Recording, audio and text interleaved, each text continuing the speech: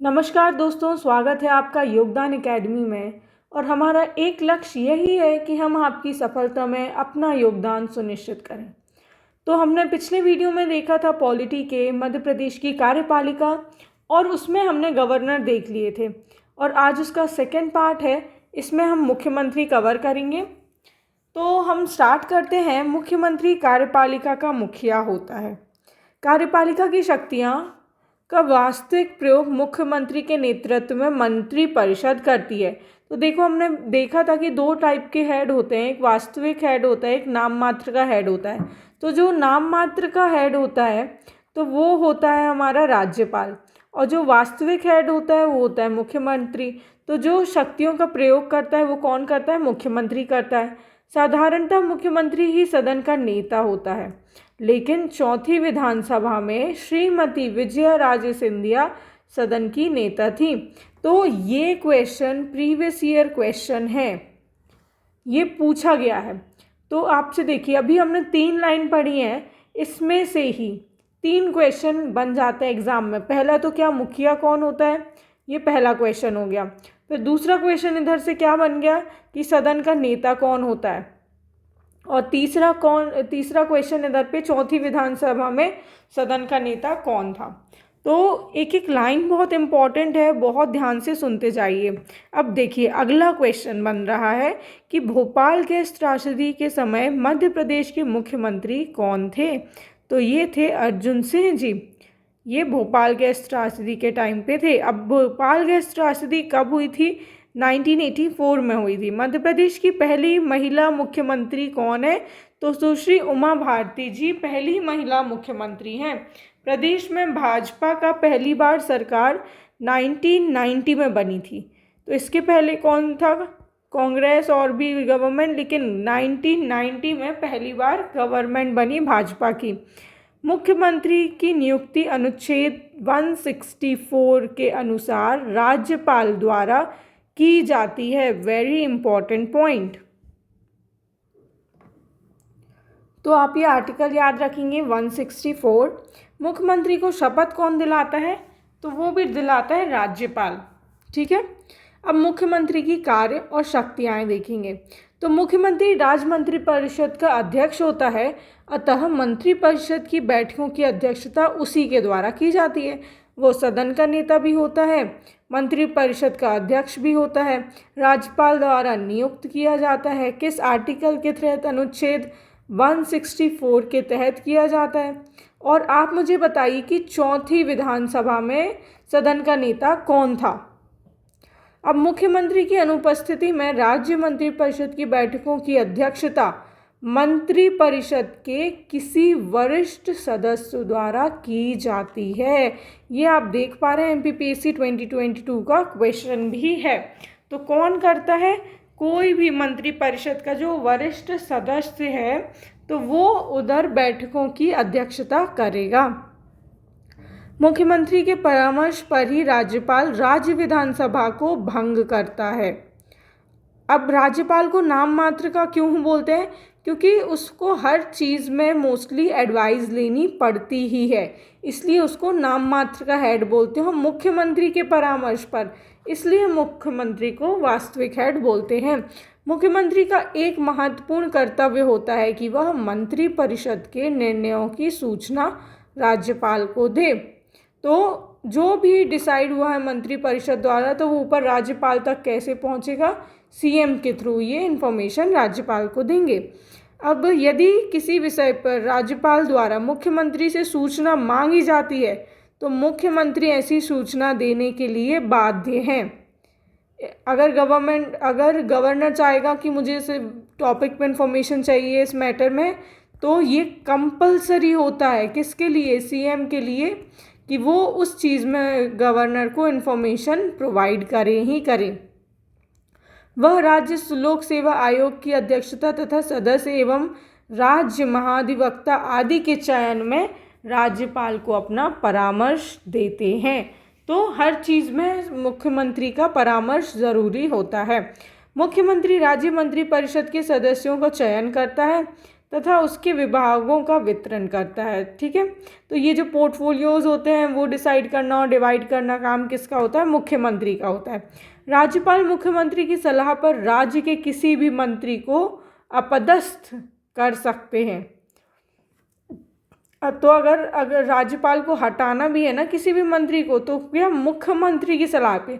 अब आप राज्यपाल के जितने भी कर्तव्य देखेंगे मोस्टली उसमें यही देखेंगे कि मुख्यमंत्री की सलाह पर, परामर्श पर, तो सब चीज़ इनके कहने पे होती है। अब तक मध्य प्रदेश में उप मुख्यमंत्री के पद पर कौन कौन सुशोभित व्यक्ति थे? तो हम देखते हैं श्रीमती जमुना देवी जी, श्री शिव भानु सोलंकी जी, प्यारेलाल कंवर जी, वीरेंद्र कुमार सकलेचा जी, सुभाष यादव जी, जगदीश देवड़ा और राजेंद्र शुक्ला जी। ये 7 नाम हैं जो कि कौन थे? उप मुख्यमंत्री थे। अब मंत्रिपरिषद का गठन कैसे होता है? अभी तक हमने मुख्यमंत्री की बातें की और नीचे उप मुख्यमंत्री देखे कौन कौन से बने हैं। अब मंत्रिपरिषद मुख्यमंत्री तथा अन्य मंत्रियों से मिलाकर राज्य मंत्रिपरिषद का गठन होता है। अन्य मंत्रियों की नियुक्ति कौन करता है? राज्यपाल द्वारा, पर मुख्यमंत्री के परामर्श पर की जाती है। अब आपको ये सुनने में ही सारी चीज़ें क्लियर हो रही होंगी। जहाँ एक्सप्लेनेशन रहेगा हम वहाँ एक्सप्लेनेशन करेंगे, एक्स्ट्रा इन्फॉर्मेशन देंगे। बाकी आप एक एक लाइन बहुत इम्पॉर्टेंट है और क्वेश्चन बनाती है, तो ध्यान से सुनते जाइए। व्यवहार में मुख्यमंत्री मंत्रियों के चयन और उसके मध्य विभागों का वितरण में स्वतंत्र होता है। अब देखो क्या बोल रहे हैं इसमें कि जो मुख्यमंत्री है, तो मंत्रियों का जब चयन होता है और उनको अलग अलग जब पोर्टफोलियो डिवाइड किए जाते हैं, तो इस चीज़ में मुख्यमंत्री स्वतंत्र होता है। अब इधर पे राज्यपाल का इतना रोल नहीं होता। राज्य विधानसभा और विधान परिषद का कोई भी सदस्य मंत्री परिषद में शामिल किया जा सकता है। तो ये बेसिक चीज़ है, वो सारे मंत्रियों को इधर मंत्री परिषद में शामिल किया जा सकता है। यदि कोई व्यक्ति किसी भी सदन का सदस्य नहीं है तो वह मंत्री नियुक्त हो सकता है। देखो अब ये स्टेटमेंट पूछा जाएगा तो हाँ ये स्टेटमेंट सही है, लेकिन उसमें कंडीशन होती है। क्या कंडीशन है वो आपको बहुत अच्छे से समझना, याद रखना है। लेकिन 6 महीने के अंदर उससे किसी भी सदन की सदस्यता ग्रहण करनी होती है। अभी तो हम किसी को बना लेंगे कि हाँ तुम बन सकते हो मंत्री, लेकिन 6 महीने में प्रूव करो that you are capable of that, आप मंत्री बनने के योग्य हैं। अब 91वें संविधान संशोधन 2003 में हुआ था, उसके अनुसार मंत्रिपरिषद में सदस्यों की संख्या राज्य की विधानसभा की कुल सदस्य संख्या के 15% के अधिक नहीं हो सकती है।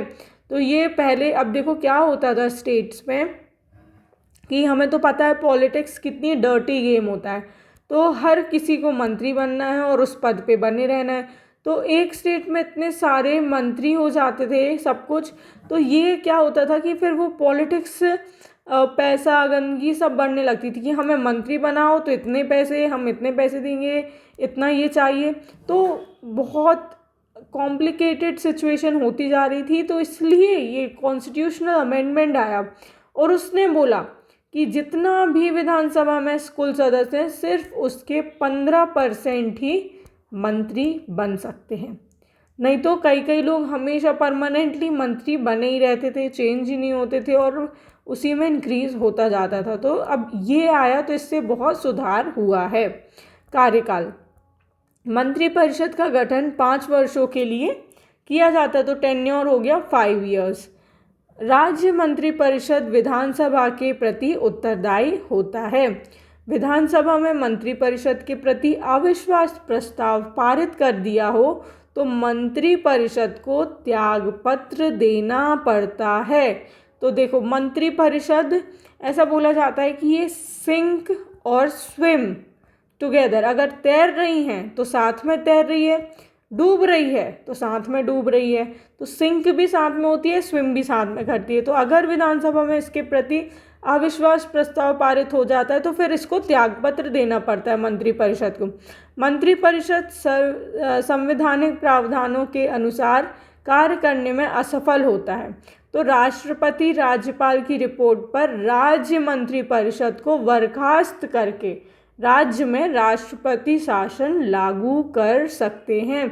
अब देखो, ये सिचुएशन समझना इम्पॉर्टेंट है, क्योंकि आपकी अंडरस्टैंडिंग होनी चाहिए, तभी आपके आंसर्स आ पाएंगे, नहीं तो फिर आप क्वेश्चन को ही कॉम्प्लिकेट बना कर देंगे।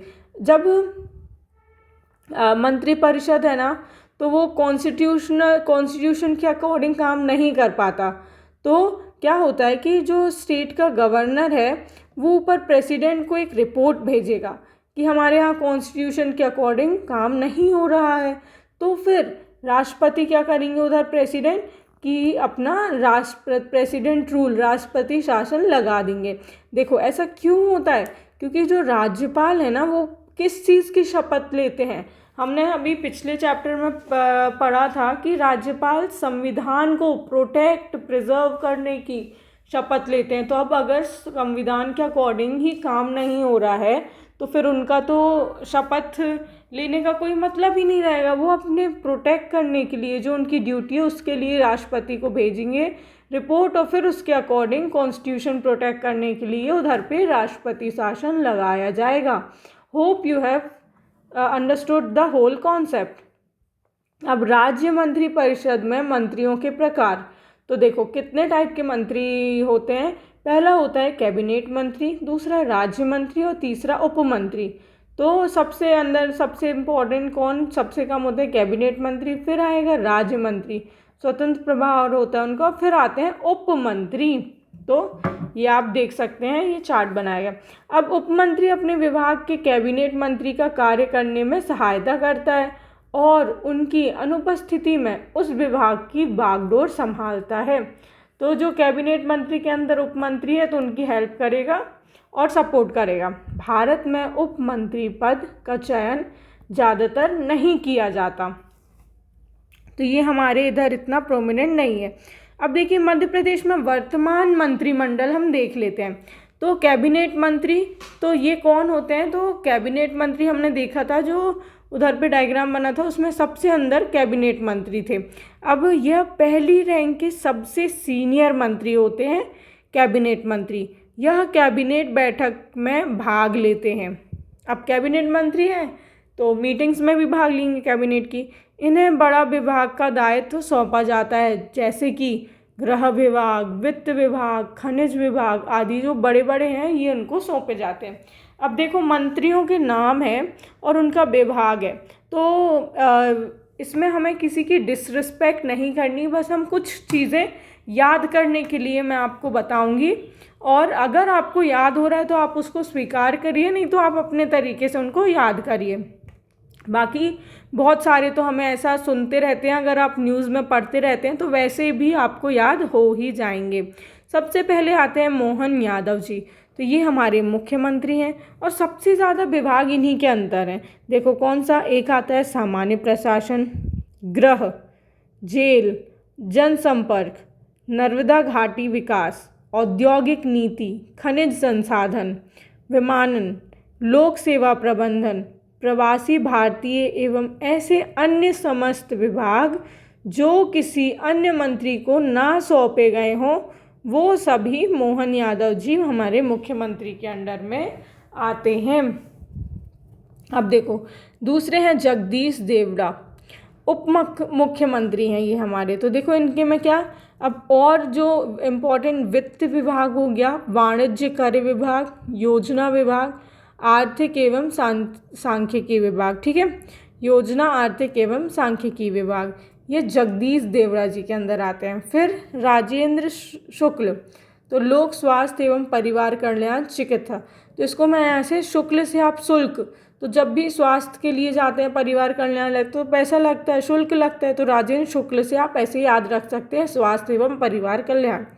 अब आता है श्री कुंवर विजय शाह, तो कुंवर विजय शाह जी जनजाति कार्य, लोक परिसंपत्ति, भोपाल गैस आदि राहत एवं पुनर्वास, तो किस किस चीज़ में हमें विजय पाना है, तो जनजातियों को प्रोटेक्शन देना है, पुनर्वास जो भोपाल गैस त्रासदी हुई थी उनमें लोगों को मिले, तो ऐसे आप रिलेट करके याद कर सकते हैं, जिससे अगर एग्ज़ाम में पूछा जाता है तो आपको कन्फ्यूजन ना हो।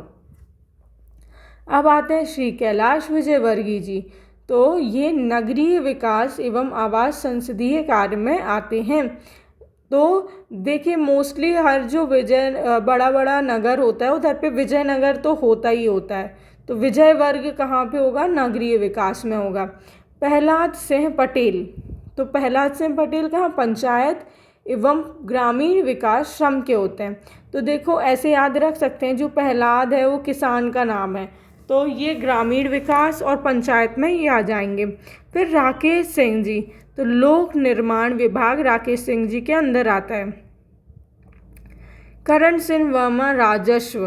फिर उदय प्रताप सिंह, तो परिवहन स्कूल शिक्षा। तो देखो जब जब सूरज का उदय हो जाता है और प्रताप आ जाता है, मतलब रोशनी आती है, तो परिवहन भी तब शुरू होता है और स्कूल शिक्षा भी तब शुरू होती है। तो आप ऐसे इसको रिलेट कर सकते हैं। श्रीमती संपत्तियाँ उइके, तो लोक स्वास्थ्य यांत्रिकी श्रीमती संपत्तियाँ उइके जी की है।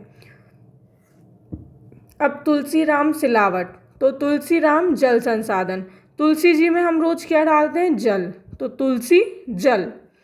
ऐदल सिंह कंचाना, तो ये किसान कल्याण एवं कृषि विकास। तो अब देखिए प्रहलाद पटेल को आप इधर से कंफ्यूज नहीं करिएगा।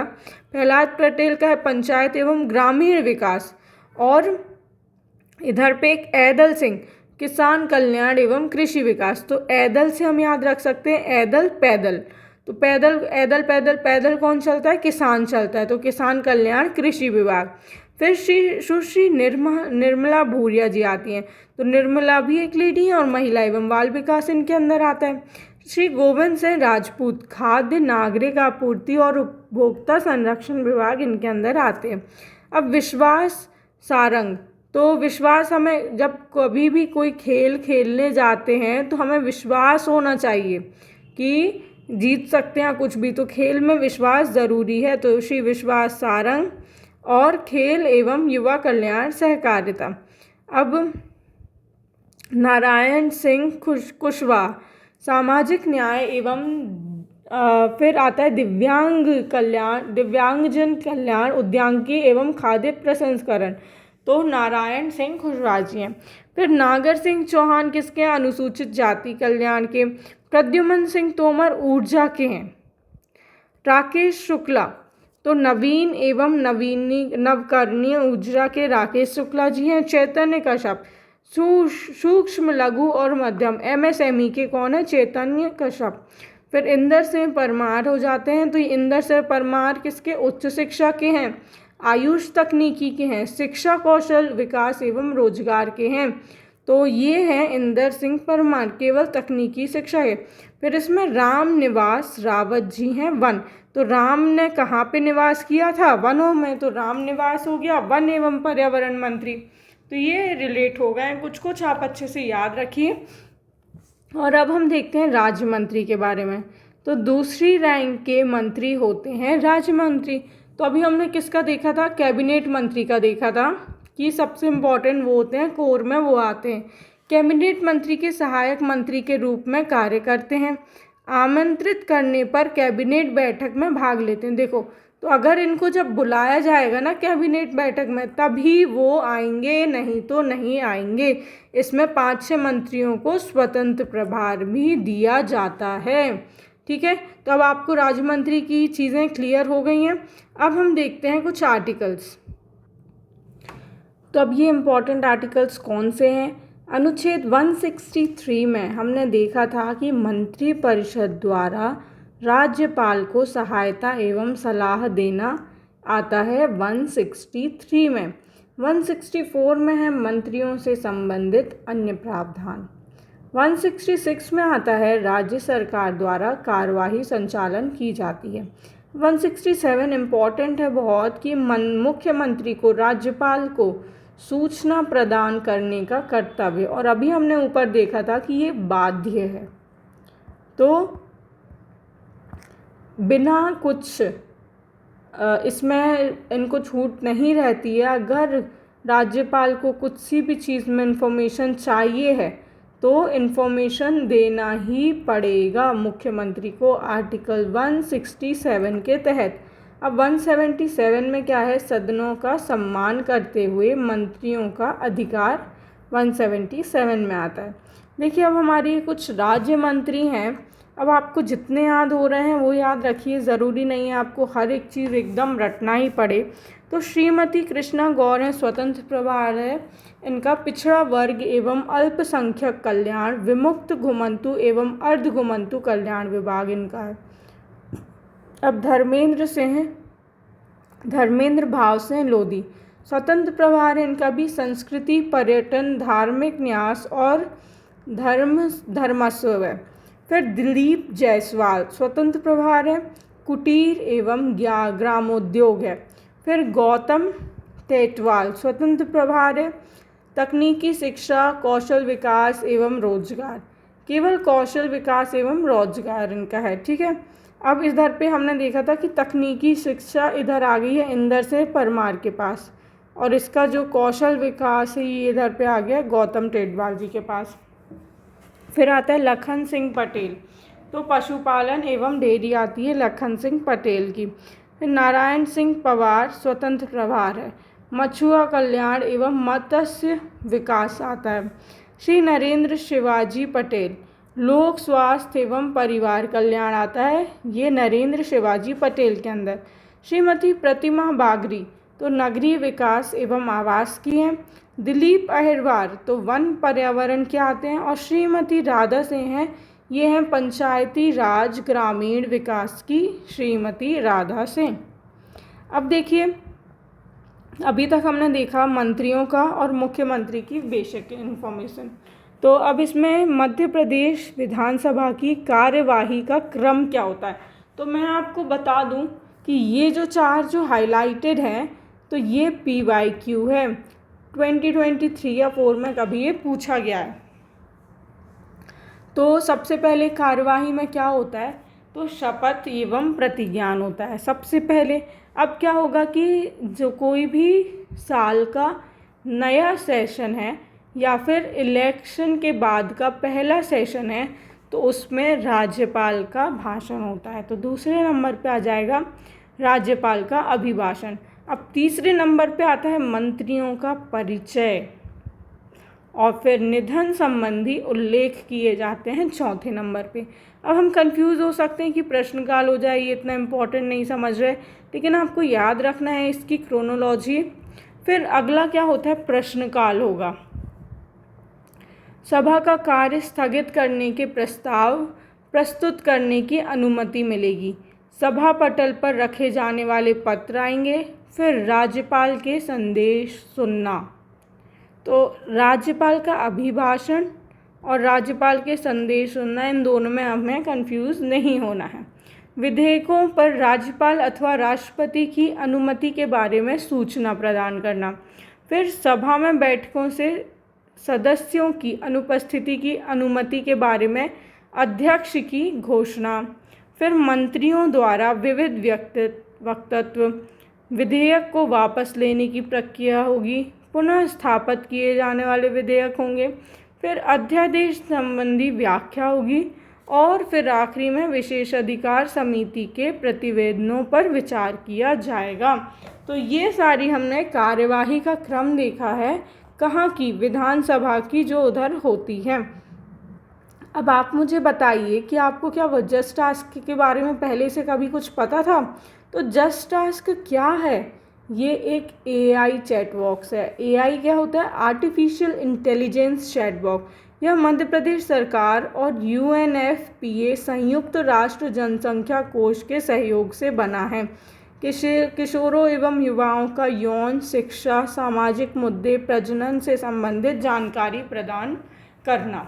अब इसमें आते हैं मध्य प्रदेश के राष्ट्रपति शासन की पूरी टेबल। तो ये बहुत ही ज़्यादा बहुत इम्पॉर्टेंट है, आपको इसमें से हर एक शब्द याद रखना है। अब इसमें कुछ लिखा नहीं है, लेकिन हम उसको पहले 2-3 बार पढ़ चुके हैं कि इस समय पे कौन राज्यपाल था और कौन हमारा मुख्यमंत्री था। तो आप अपने नोट्स में ये पूरी टेबल बनाएं और उसमें राज्यपाल और मुख्यमंत्री भी आगे 2 बॉक्स ऐड करके लिखें। तो देखो, पहला राष्ट्रपति शासन कब हुआ? तो ये हुआ था 1977 में। तो ईयर याद रखना है। और इस समय पे विधानसभा की अवधि कौन थी, तो ये थी 5th और 6th अवधि में हुआ था। दूसरा राष्ट्रपति शासन हुआ था 6वीं और 7वीं अवधि में, जो कि 1980 में हुआ था। ईयर याद रखें, डेट इतना इम्पोर्टेंट नहीं है। और फिर तीसरा राष्ट्रपति शासन हुआ था 9 और 10वीं अवधि के मध्य में, और ये थी 1992 में और 1993 तक चली थी।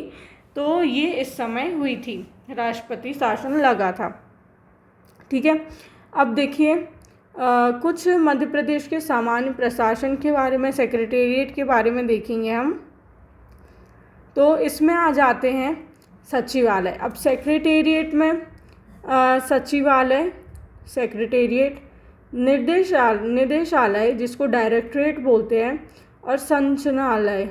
तो सेक्रेटेरिएट, सचिवालय, राज्य मंत्रिपरिषद को प्रशासन के संचालन में सहायता करने के लिए सचिवालय का निर्माण किया जाता है।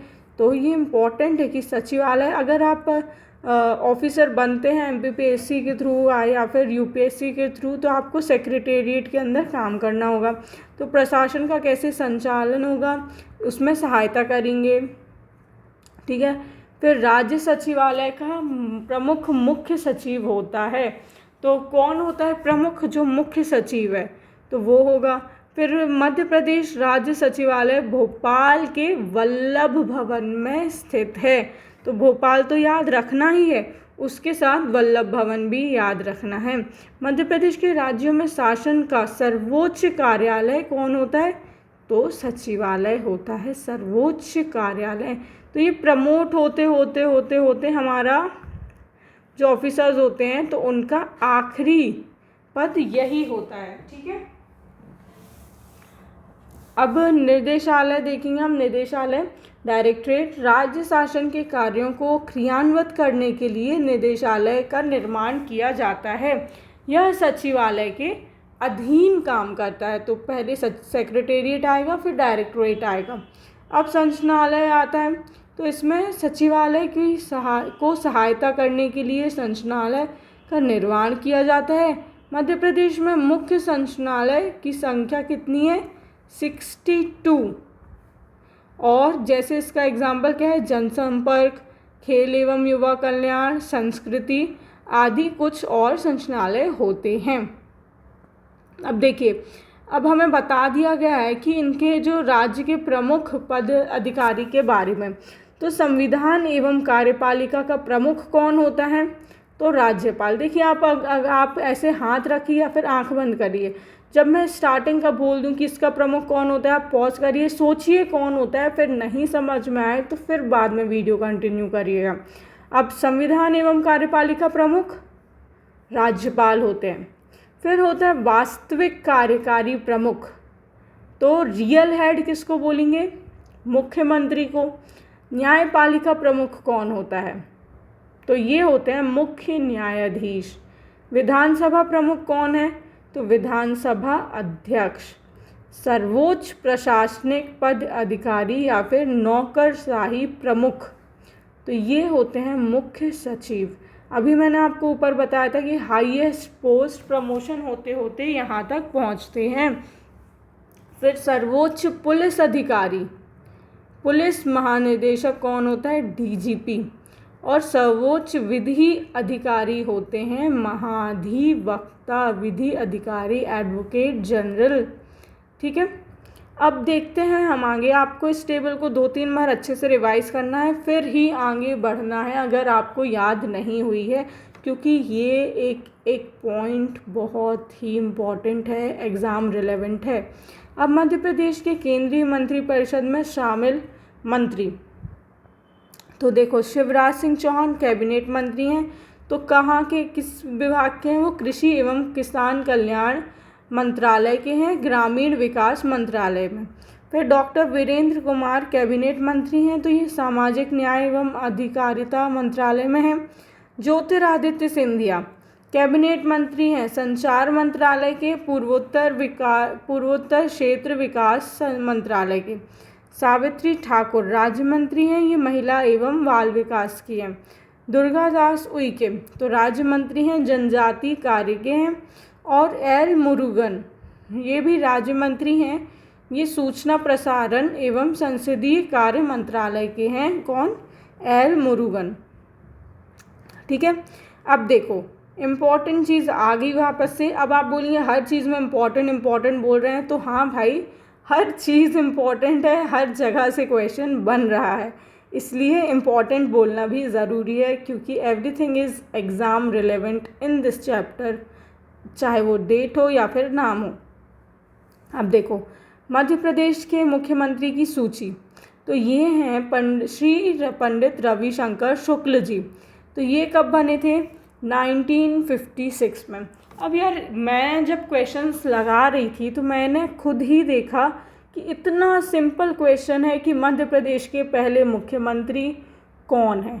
ये क्वेश्चन ही 5-6 बार पूछा गया है और इनका टाइम पीरियड है, ये 1956 में बने थे, बहुत कम समय के लिए थे। अब श्री भगवंत राव मंडलोई जी बने हैं दूसरे। तो ये भी पूछा गया है कि दूसरा कौन था, तो आपको कम से कम 5-6 तक तो अच्छे से याद रखना है, नहीं तो फिर अगर आप याद रख सकते हैं तो आप सारे याद रखने की कोशिश करना ही है। तो दूसरे बनते हैं भगवंत राव मंडलोई।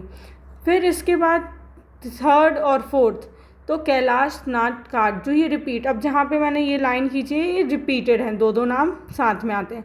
तो 1957 में बनते हैं और फिर 62 तक ये रहते हैं। फिर आते हैं भगवंत राव मंडलोई, तो दूसरे के बाद ये 5वें नंबर पे वापस आते हैं, तो 1 साल के लिए रहते हैं इसमें, 62 से 63 भगवंत राव मंडलोई। अब आते हैं द्वारिका प्रसाद मिश्र, तो 1963 से एक टर्म 67 तक और 67 से फिर 67 तक दूसरी बार वापस से बनते हैं, द्वारिका प्रसाद मिश्र जी। फिर गोविंद नारायण सिंह, तो 1967 से 69 तक गोविंद नारायण सिंह जी बनते हैं। फिर राजा नरेश चंद्र सिंह 69 से 69 तक रहते हैं। श्यामा चरण शुक्ल 69 से 72 तक बनते हैं, श्यामा चरण शुक्ल। प्रकाश चंद्र सेठी, तो ये बनते हैं 72 से 72 तक ही रहते हैं, प्रकाश चंद्र सेठी जी।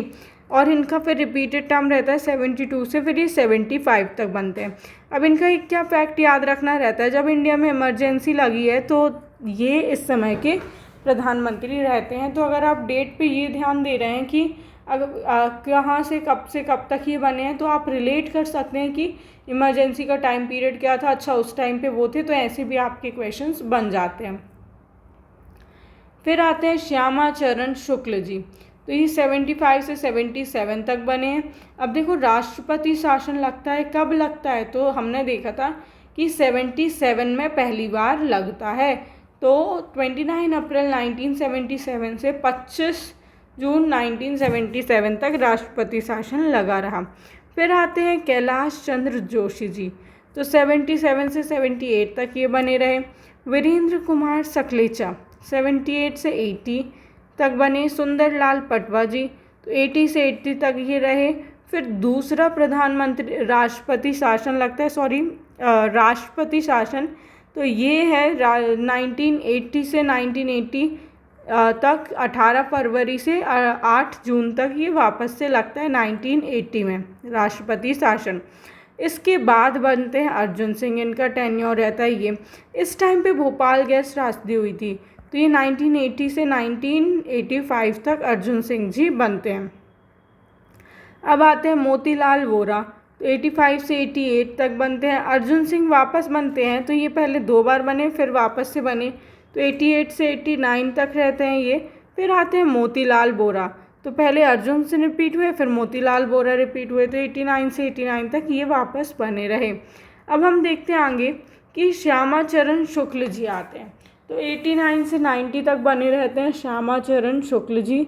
सुंदरलाल पटवा, तो 1990 से 1992 तक हो गया सुंदरलाल पटवा का। राष्ट्रपति शासन 1992 से 1993 तक बनता है, ठीक है। अब श्री दिग्विजय सिंह, तो 1993 से 1998 तक दिग्विजय सिंह जी बनते हैं। सुश्री उमा भारती, तो 2003 से 2004 तक उमा भारती जो कि पहली महिला थी ये बनती हैं। बाबूलाल गौर जी आते हैं 2004 से 2005 तक, बाबूलाल गौर। और श्री शिवराज सिंह चौहान, अब इनका टेन्योर तो भाई देखने लायक कि 2005 से 2018 तक शिवराज सिंह चौहान जी थे, फिर बीच में भी वापस आए तो 2020 से 23 तक वापस से बने, तो 4 बार शिवराज सिंह चौहान पहले 2005 से 8 तक, 8 से 13 तक, 13 से 18 तक, फिर 20 से 23 तक ये शिवराज सिंह चौहान जी बने। फिर कमलनाथ, तो कमलनाथ जी का टेन्योर क्या था, 2018 से 2020 तक कमलनाथ जी बने। फिर शिवराज सिंह चौहान हमने देखा 20 से 23 तक वापस बनते हैं। और अब हमारे हैं डॉक्टर मोहन यादव जी जो 13 दिसंबर 2023 से वर्तमान में अभी भी बने हैं। तो आपको इनकी डेट याद रखनी है कि 13 दिसंबर 2023। तो अभी हमने सारे जो मुख्यमंत्री उनके नाम देखे, अब हम इनके बारे में और डिटेल में देखेंगे, लेकिन उसके पहले हम देख लेते हैं कि ऐसे कौन से मंत्री हैं जो केवल लोकसभा में रहे या राज्यसभा में रहे या फिर दोनों में रहे। तो मुख्यमंत्री जो केवल लोकसभा सदस्य रहे हैं तो वो हैं कैलाशनाथ काटजू, मोतीलाल बोरा, उमा भारती, कमलनाथ जी, शिवराज सिंह चौहान जी। तो ये पांचों हैं केवल लोकसभा के सदस्य रहे। और मुख्यमंत्री जो राज्यसभा के सदस्य रहे तो ये हैं वीरेंद्र कुमार सकलेचा, केवल राज्यसभा के सदस्य रहे। और फिर मुख्यमंत्री जो लोकसभा एवं राज्यसभा दोनों के सदस्य रहे हैं तो वो कौन है, प्रकाश चंद्र सेठी, कैलाश जोशी, अर्जुन सिंह और दिग्विजय सिंह। तो ये दोनों के सदस्य रहे हैं, ठीक है। और केवल राज्यसभा के वीरेंद्र कुमार सकलेचा जी थे। अब हम देखेंगे कि कौन से मुख्यमंत्री का टेन्योर, उन्होंने अपने जीवन में क्या मुख्य कार्य किया है उसके बारे में। तो ये हमारे वीडियो का लास्ट पार्ट है और ये बहुत ही ज़्यादा इम्पॉर्टेंट पार्ट है। हर एक मुख्यमंत्री से बहुत सारे क्वेश्चंस ऑलरेडी पूछे गए हैं और आगे भी पूछे जाएंगे। तो हमारे पहले हैं मुख्यमंत्री श्री रविशंकर शुक्ल जी। तो इनका जन्म स्थान है सागर, मृत्यु इनकी हुई थी 31 दिसंबर 1956 दिल्ली में। अब कार्यकाल इनका कितना था हम देख चुके हैं कि 1/11/1956 से 31/12/1956 तक इनका रहा था। तो 1 नवंबर से 31 दिसंबर तक बस। अब इनका विशेष तथ्य क्या है इनके बारे में कि 1923 में स्वराज पार्टी के सदस्य रहे हैं ये। फिर 1937 में प्रांतीय चुनाव के बाद इन्हें शिक्षा मंत्री बनाया गया। 1942 में भारत छोड़ो आंदोलन में सक्रिय भूमिका निभाई थी इन्होंने, रविशंकर शुक्ल जी ने। शिक्षा मंत्री के नाते शुक्ल जी ने पढ़ाई के साथ साथ बच्चों को लाभोपयोगी काम करने के एक राष्ट्रीय योजना तैयार की जिसे विद्या मंदिर योजना के नाम से जाना जाता है। तो विद्या मंदिर योजना कौन है, रविशंकर शुक्ल के अंदर में चलाई गई थी। अब आते हैं मध्य प्रदेश में, इन्हें पुरोधा के नाम से जाना जाता है। अब देखो बहुत सारे ऐसे मुख्यमंत्री आएंगे जिनको कुछ कुछ और भी बोलते हैं, तो आप ये सारे नाम अच्छे से याद रखेंगे। तो रविशंकर शुक्ल जी को क्या बोला जाता है, तो इनको पुरोधा बोला जाता है। इनके सम्मान में पंडित रविशंकर शुक्ल विश्वविद्यालय रायपुर में बनाया गया है। अब पहले तो छत्तीसगढ़ और मध्य प्रदेश एक था, तो ये रायपुर में है। अब पंडित रविशंकर शुक्ल संविधान सभा के सदस्य रहे हैं, आपको याद रखना अच्छे से। और एकमात्र मुख्यमंत्री ऐसे हैं जिनकी कार्यकाल के दौरान मृत्यु हो गई है, वो हैं पंडित रविशंकर शुक्ल जी। अब आते हैं श्री भगवंत राव मंडलोई। तो भगवंत राव मंडलोई ये 2 बार बने हैं।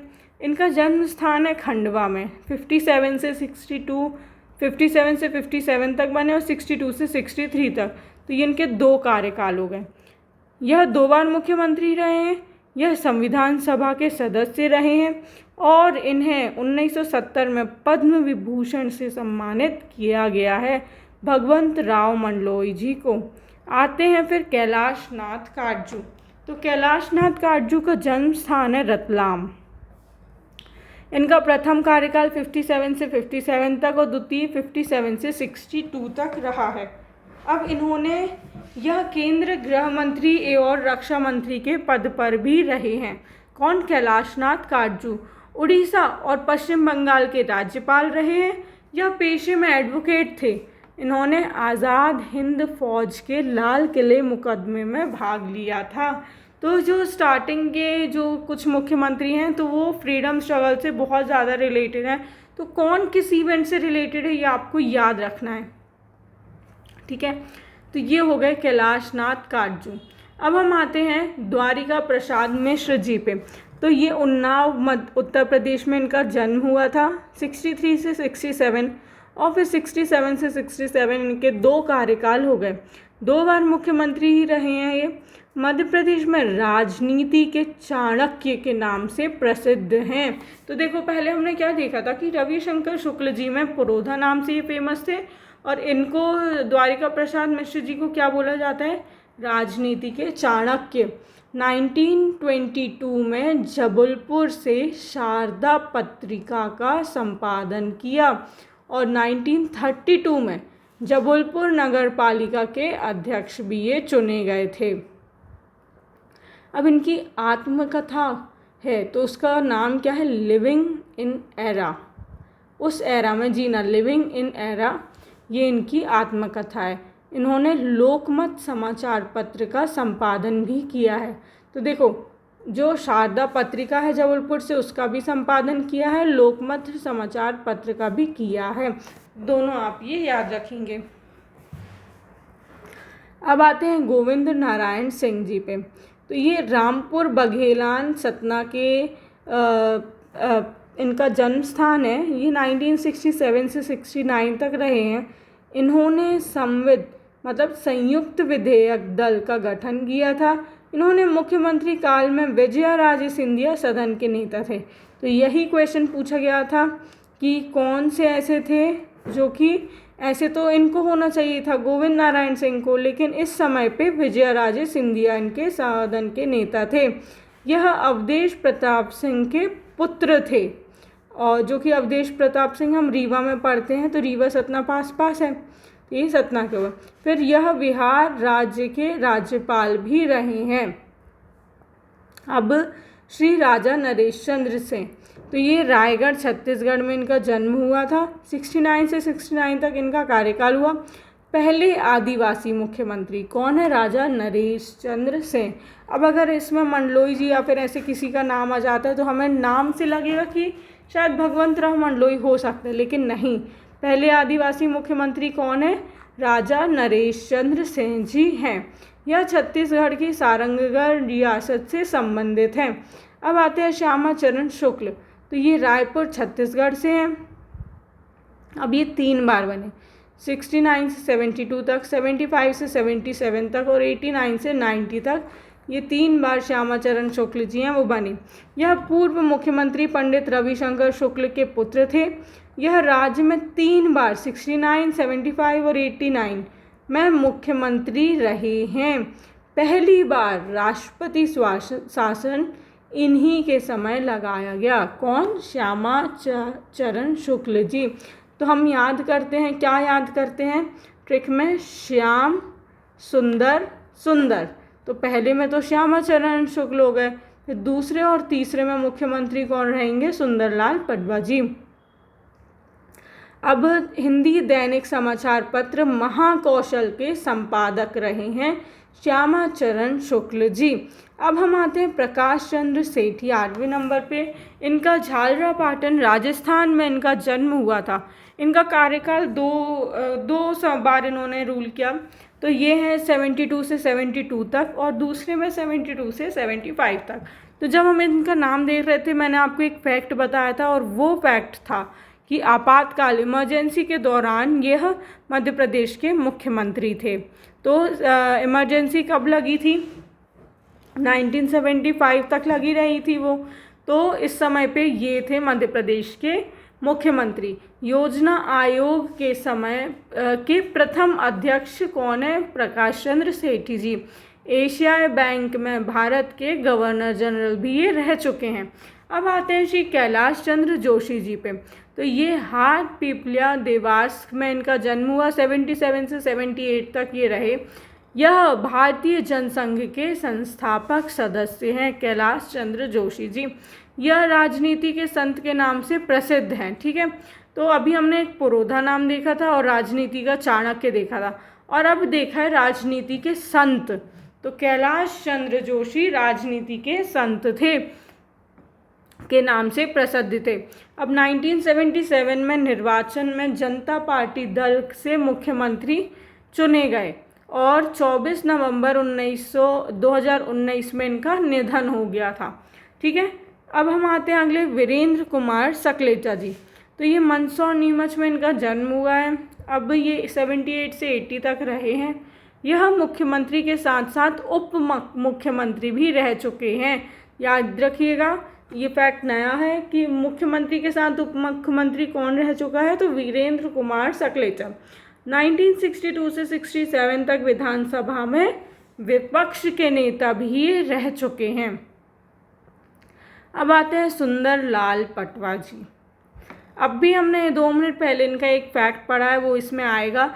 इनका जन्म हुआ है कुकड़ेश्वर नीमच में 80 से 80 तक और 90 से 92 तक। लेकिन इसी समय पे दूसरी और तीसरी बार राष्ट्रपति शासन लग जाता है। तो इनके समय पे दूसरी बार और तीसरी बार राष्ट्रपति शासन लगा। बीजेपी के पहले मुख्यमंत्री हैं कौन? सुंदरलाल पटवा जी। इनके कार्यकाल में राजनीति में इन्हें विधान गौरव की उपाधि दी गई। तो देखो, सबसे पहले पुरोधा, फिर राजनीति के चाणक्य, फिर राजनीति के संत, अब ये विधान गौरव।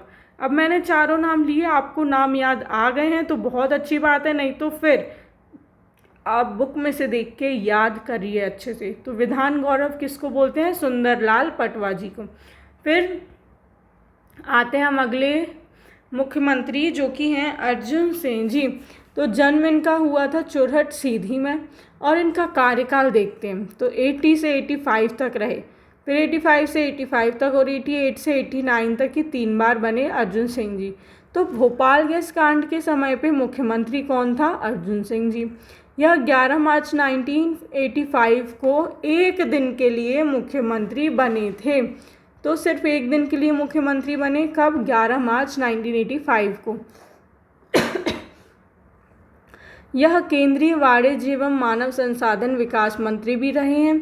फूलन देवी ने आत्मसमर्पण के समय मध्य प्रदेश के मुख्यमंत्री अर्जुन सिंह ही थे जब फूलन देवी ने आत्मसमर्पण किया था। अर्जुन सिंह पंजाब के राज्यपाल भी रहे हैं। अब आते हैं मोतीलाल वोरा जी। तो इनका जन्म हुआ था नागौर राजस्थान में, 85 से 88 तक बने और 89 से 89 तक केंद्र में स्वास्थ्य मंत्री के पद पर रहे। छत्तीसगढ़ के दुर्ग में आयुर्वेदिक चिकित्सा महाविद्यालय के संस्थापक थे और उत्तर प्रदेश के भी ये राज्यपाल रह चुके हैं। कौन? मोतीलाल वोरा जी। अब देखो, दिग्विजय सिंह जी। तो इनका कार्यकाल क्या? इनका इंदौर में जन्म हुआ था और इनका कार्यकाल है 93 से 98 तक और 98 से 2003 तक 2 बार। तो ये मुख्यमंत्री 2 बार बने।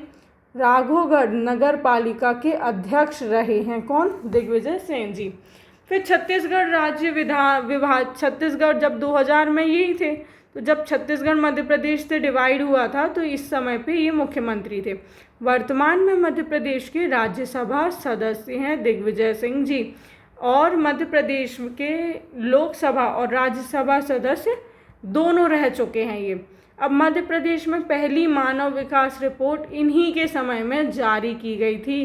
ह्यूमन डेवलपमेंट रिपोर्ट पहली बार दिग्विजय सिंह जी के सामने जारी की गई थी। अब पंचायती राज और नगरीय स्थानीय स्वशासन को संवैधानिक दर्जा देने के समय ये मुख्यमंत्री रहे हैं। तो 93-94 में ये मध्य प्रदेश में किया गया था, तो इस समय पे ये थे। अब सुश्री उमा भारती जी आती हैं। तो डूंडा टीकमगढ़ में इनका जन्म हुआ। 2003 से 2004 तक इनका कार्यकाल रहा। पहली महिला मुख्यमंत्री रही हैं ये। यह केंद्र में जल संसाधन मंत्री भी रही हैं सुश्री उमा भारती जी। श्री बाबूलाल गौर, तो ये प्रतापगढ़ उत्तर प्रदेश में इनका जन्म हुआ था और इनको किसके नाम से, बुलडोज़र के नाम से ये मशहूर थे। तो ये आपको याद रखना है, बुलडोज़र के नाम से कौन मशहूर था, बाबूलाल गौर जी। और गोवा मुक्ति आंदोलन के लिए सत्याग्रह किया था। यह 10 बार विधायक रह चुके हैं, 10 बार विधायक। अब आते हैं श्री कमलनाथ जी पे। तो कानपुर उत्तर प्रदेश में इनका जन्म हुआ। 18 से 20 तक ये रहे मुख्यमंत्री। केंद्र में परिवहन मंत्री, शहरी विकास मंत्री और वाणिज्य उद्योग मंत्री भी रह चुके हैं। इंडिया सेंचुरी इनकी प्रमुख पुस्तक है और मध्य प्रदेश में विपक्ष के नेता भी ये रह चुके हैं। अब राजनीति में इन्हें युवा तुर्क, देखो बुलडोज़र नाम से किसे जाना जाता था, तो ये आ गए हमारे बाबूलाल गौर जी। और युवा तुर्क के नाम से किसको जाना जाता है, तो कमलनाथ जी को जाना जाता है। कमलनाथ छिंदवाड़ा लोकसभा क्षेत्र से 9 बार सांसद रह चुके हैं। 10 बार रहे हैं बाबूलाल जी और ये रहे हैं 9 बार। ठीक है, अब हमारे अगले आते हैं शिवराज सिंह चौहान जी। इनको प्यार से मामा के नाम से भी बोलते हैं। तो ये जन्म स्थान इनका है जैत गांव बुधनी सीहोर में। अब 2005 से 8, 8 से 13, 13 से 18 और 20 से 23, 4 बार ये चौथी बार शपथ लेने वाले प्रदेश के एकमात्र मुख्यमंत्री हैं। इनका विधानसभा निर्वाचन क्षेत्र बुधनी है। शिवराज सिंह चौहान सबसे लंबे समय तक रहने वाले मुख्यमंत्री हैं। 30 दिन तक मंत्रिपरिषद के बिना कार्य करने वाले मुख्यमंत्री भी यही हैं। सलकनपुर की विजयासन माता इनकी आराध्य देवी हैं। तो सलकनपुर में क्या है, विजयासन माता है जो कि शिवराज सिंह चौहान जी की आराध्य देवी हैं। बढ़ता मध्य प्रदेश इनकी पुस्तक का नाम है। आप मुझे ये बताइए कि इंडिया सेंचुरी किसकी प्रमुख पुस्तक है, और बढ़ता मध्य प्रदेश तो शिवराज सिंह चौहान जी की है। अब देखो डॉक्टर मोहन यादव जी आते हैं। तो इनका जन्म स्थान उज्जैन है। कार्यकाल इनका 13 दिसंबर 2023 से शुरू हुआ और अभी तक भी है। और विधानसभा क्षेत्र इनका कौन है, उज्जैन दक्षिण। तो अब 2011 से 13 तक मध्य प्रदेश राज्य पर्यटन विकास नगर निगम के अध्यक्ष रहे। उज्जैन के समग्र विकास हेतु अप्रवासी भारतीय संगठन शिकागो द्वारा महात्मा गांधी पुरस्कार से ये सम्मानित हैं। 14वीं विधानसभा 2013 में पहली बार विधायक बने थे और 15वीं विधानसभा 2018 में दूसरी बार विधायक बने। अब 2 जुलाई 2020, 11 दिसंबर 2023 तक मध्य प्रदेश राज्य के उच्च शिक्षा विभाग के मंत्री भी रहे हैं। 16वीं विधानसभा जो 2023 में हुई थी, तो इसमें ये तीसरी बार विधायक बने। और 13 दिसंबर 2023 जो कि डेट हमने 2-3 बार अभी पढ़ ली है, मध्य प्रदेश के मुख्यमंत्री पद पर शपथ ग्रहण की। तो किसने, डॉक्टर मोहन यादव जी, जो हमारे प्रेजेंट के चीफ मिनिस्टर हैं। अब आपके लिए कुछ फैक्ट बता दूं कि राष्ट्रपति निर्वाचन 2022 में मध्य प्रदेश विधानसभा के प्रत्येक सदस्य का मूल्य मत 131 था। राष्ट्रपति निर्वाचन 2022 में मध्य प्रदेश राज्य के लिए मतों की कुल मूल्य 131 × 230 करेंगे तो 30,130 था। इतना याद रखने की चीज़ें नहीं है। अब ये कुछ चाय पे चर्चा हो रही है 2 सहेलियों की, तो हम इनकी बातें सुनते हैं। वो क्या बोल रही हैं कि सामान्यतः मुख्यमंत्री सदन का नेता होता है। हाँ, ये तो होता है, लेकिन किंतु मुख्यमंत्री गोविंद नारायण सिंह के कार्यकाल में, जो कि उनका कार्यकाल था 1967 से 69 तक, उसमें विजया राजे सिंधिया सदन के नेता थे। तो हाँ थे, और ये PYQ भी है। तो ऐसे आप भी अपने सहेलियों से, दोस्तों से ऐसी बातें करना तो पेपर जल्दी निकल जाएगा। अब देखो, ये स्थायी कार्यपालिका है। तो स्थायी कार्यपालिका बहुत इम्पॉर्टेंट है और हम यही बनने के लिए पढ़ाई कर रहे हैं। ठीक है, यह कार्यपालिका प्रशासनिक वर्ग में आता है, जैसे कि जिलाधीश, IAS, उप जिलाधीश, डिप्टी कलेक्टर, तहसीलदार आदि। मध्य प्रदेश में सचिवालय का नाम वल्लभ भवन है, जो कि अरेरा हिल्स भोपाल में स्थित है। तो अब हम जल्दी से ये पढ़ लेते हैं, बाकी हमें इसमें से 4-5 नाम अच्छे से याद रखना है, बाकी सारे नाम इतना ज़्यादा याद हो भी नहीं पाएंगे और पॉसिबल भी नहीं है कि इतना हम फालतू याद करें। तो जो मैं बता रही हूँ वो आप बहुत ध्यान से सुनते जाओ। राज्य का प्रथम नागरिक सेवक कौन है? तो ये राज्य का प्रथम नागरिक सेवक होता है मुख्य सचिव, ठीक है। अब मुख्य सचिव सीनियर आईएएस अधिकारी होते हैं, इनकी नियुक्ति मुख्यमंत्री द्वारा की जाती है। अब ये याद रखना, इधर पे राज्यपाल नहीं है, कौन कर रहा है? मुख्यमंत्री कर रहा है।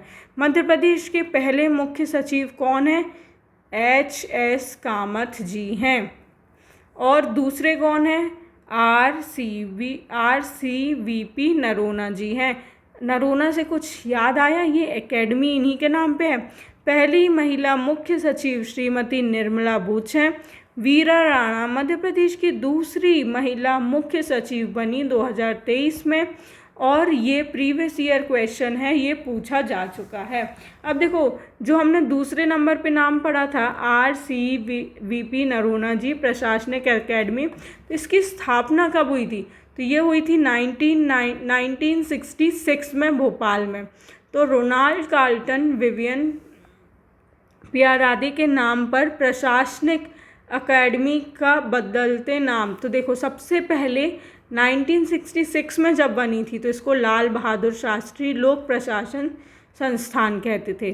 फिर 1975 में क्या बोला कि मध्य प्रदेश प्रशासन एकेडमी कर दिया गया नॉर्मल नाम, लेकिन फिर 2001 में फिर से इसको RCPV नरोना प्रशासनिक एकेडमी के नाम से जाना जाता है और अभी तक इसका नाम यही है।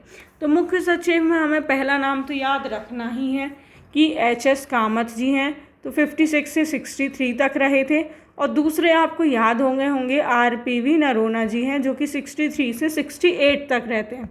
देखिए, अब फिर हम देखते हैं कि निर्मला बुच जी, हमने जो अभी देखा था कि पहली थी 1991 से 93 तक रही थी, और श्रीमती वीरा राणा जो कि दूसरी बनी थी महिला, तो ये हैं 2023 से 24 तक रहीं।